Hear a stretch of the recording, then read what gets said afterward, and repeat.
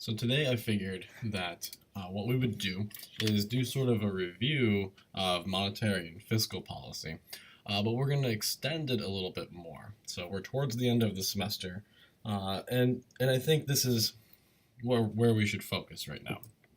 Okay, so what we're going to do is we're going to drill down into the monetary and fiscal policy models. We're going to refine them some, and we're going to do a little bit more practice work with them. Okay.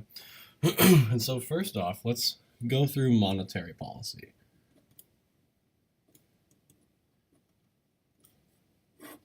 Okay, and what monetary policy refers to is it's the actions that the Federal Reserve, or the Fed, takes to manage the money supply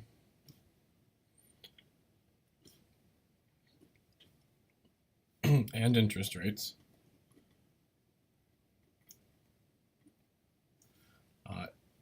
to achieve its macroeconomic goals.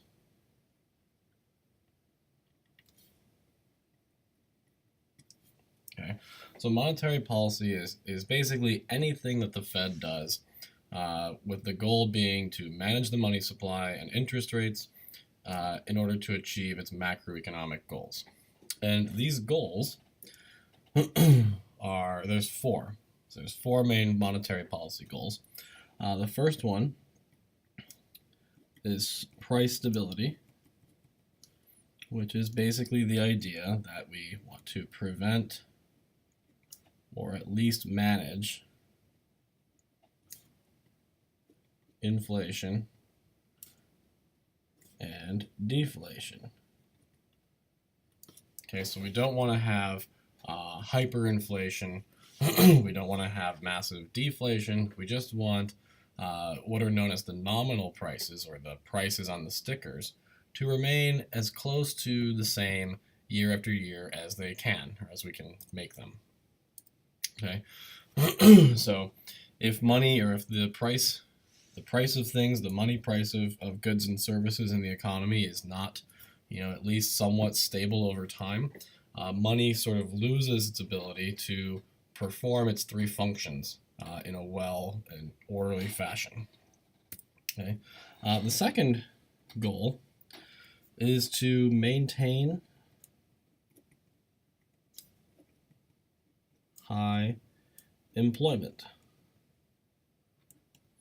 Okay, and so they use monetary policy, or the Fed rather uses monetary policy to maintain high employment. And what this is saying is that we can use expansionary monetary policy to boost aggregate demand. In turn, this boosts GDP, and that increase in GDP means that more people will be hired back to work. You can think of it as if we're in a recession, the Fed has a responsibility, I guess you could call it, to increase the money supply, and then with the goal being to boost aggregate demand and end the recession. And by ending the recession, more people go back to work. Okay. Now, these two goals here are explicitly mentioned in the Federal Reserve Employment Act, and we usually consider these the Federal Reserve's dual mandate. Okay, so when people say that the Fed has a dual mandate, what they're saying is that they have a dual mandate to promote price stability and maintain high employment. Okay. The third one is to maintain stability of the financial markets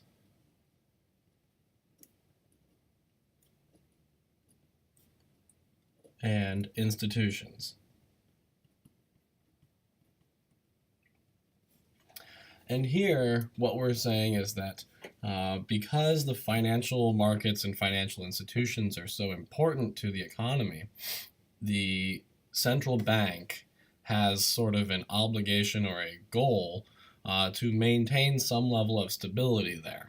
Okay, and if you think about what banks are, is they're sort of a bridge between borrowers on one hand and lenders on the other, right? It'd be very hard for lenders to find borrowers on their own, and so what we all do is we meet at the bank and borrow or lend money in that way. Just like how the grocery store is sort of like a bridge between farmers and households, banks are a bridge between borrowers and lenders. And so we want to maintain stability of this bridge so that the economy can sort of keep going. So businesses have access to the credit that they need, so that we have access to our money, and all kinds of important things for the economic order, basically. Just the sheer existence of markets in general crucially depends on the existence of banks. Now, recently, this goal here has been interpreted to be a justification for bailing out banks that were seen to be too big to fail. We'll revisit this later on in the semester in the last week when we start talking about policies in the real world. Okay, and then the last goal is to promote economic growth. Okay, and what this is it's saying that the central bank has a goal of promoting increased prosperity for everyone, both the rich and the poor. Okay, they want to spur economic growth by making it easier to borrow money. We want to keep growth stable over time, and sort of reduce the effects of the business cycle. And so these four goals: price stability, high employment, stability of the banking sector, and promoting economic growth, constitute sort of the four goals of monetary policy. Okay? And so, generally speaking, the way that the Fed can do this, or any central bank really, is not by ordering people to do certain things, right? The Fed can't come in and say, hey, you have to hire more workers, or, you're not allowed to change your prices, okay? The Fed has to do things through sort of monetary policy. And so what they do is they target things like the money supply.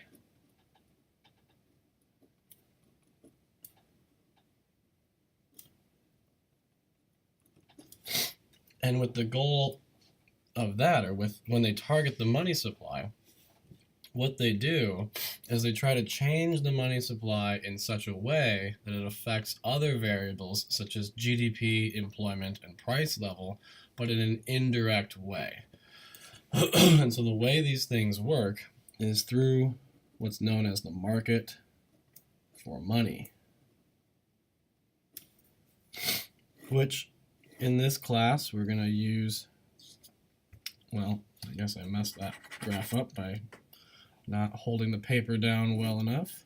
Well, in this class, we're just going to say the supply of money is a vertical line, and the demand for money has a downward sloping curve, or slope.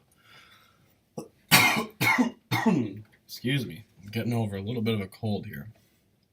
Where R is the interest rate, and Q is the number of dollars. Okay, and what we say is that the Fed has the ability to control how many dollars there are in an economy, and so they can move the supply curve left and right. Okay, and so let's say that the Fed decides to engage in expansionary monetary policy, and so they increase the supply of money. Right, they use one of their three tools in an expansionary way, and so what that will do is it will lower the interest rate. Okay, that lower interest rate will increase consumption, investment, and net exports, like we talked about in last week's lesson, and will boost aggregate demand, right? And so the basic idea, right, is 1 the Fed increases the money supply. The second step, so that's 1 here. The second step is that the interest rate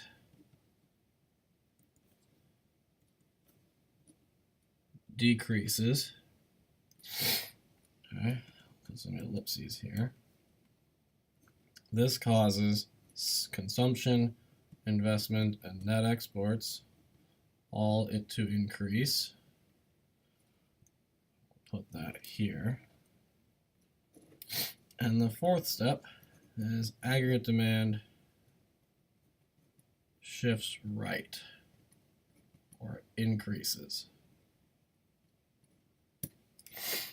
Okay. And so this would be expansionary monetary policy. Okay, and you want to do this during a bust. Okay, because the problem during a bust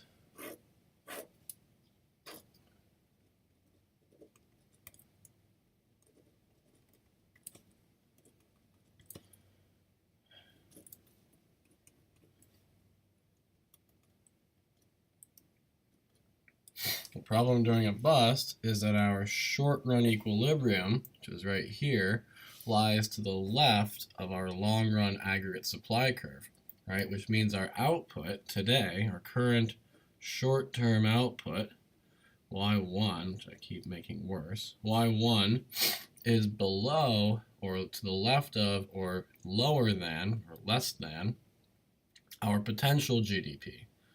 Right, so the economy is capable of producing this much stuff, right, to be very unscientific. We're only producing this much, so we've got to find a way to shift that equilibrium point to the right, okay? We can allow short-run aggregate supply to shift right through the automatic adjustment mechanism, or we can engage in expansionary monetary policy, which will boost aggregate demand. So if I take this graph and put it up here, we can get this, right? So notice that this picture and this picture are exactly the same, right? The only difference is this one has a short-run aggregate supply and a long-run aggregate supply curve on it, right? And so here, if we're in a bust or a recession, boost aggregate demand by engaging in expansionary monetary policy, right? Which is all kicked off in this way. Okay. By contrast, we can also do the opposite. So we can have the Federal Reserve take the money supply and shift it to the left.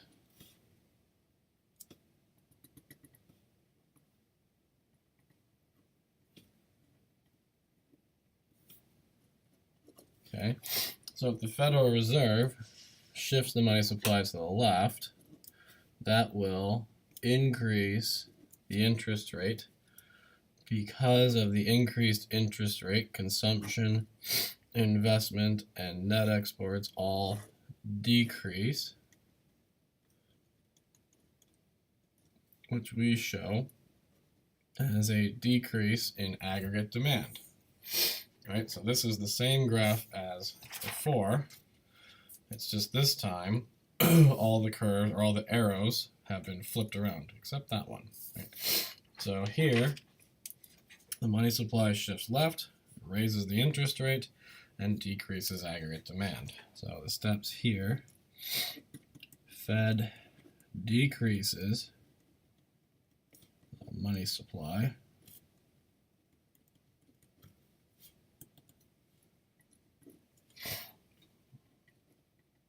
This causes interest rates to rise,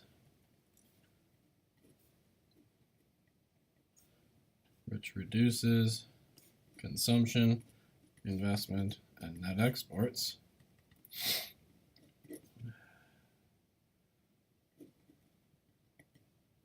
causing AD, aggregate demand, to shift left or decrease.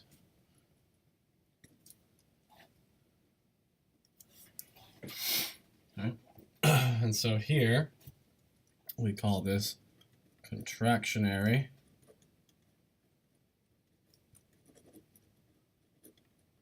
monetary policy, and we do this during a boom. Okay, so if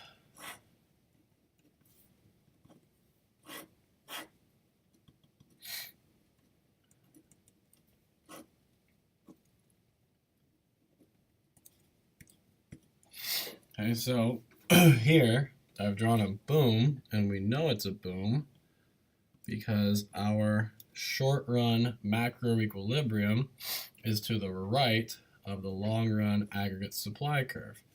And our long-run equilibrium has to be somewhere on this line.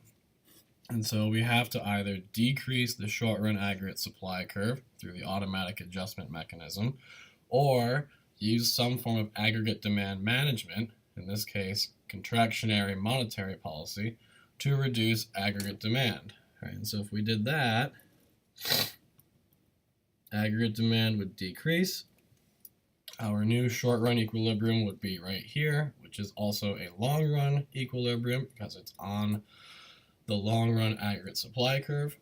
And so we would be left with a situation where we were neither in a boom nor a bust. Okay?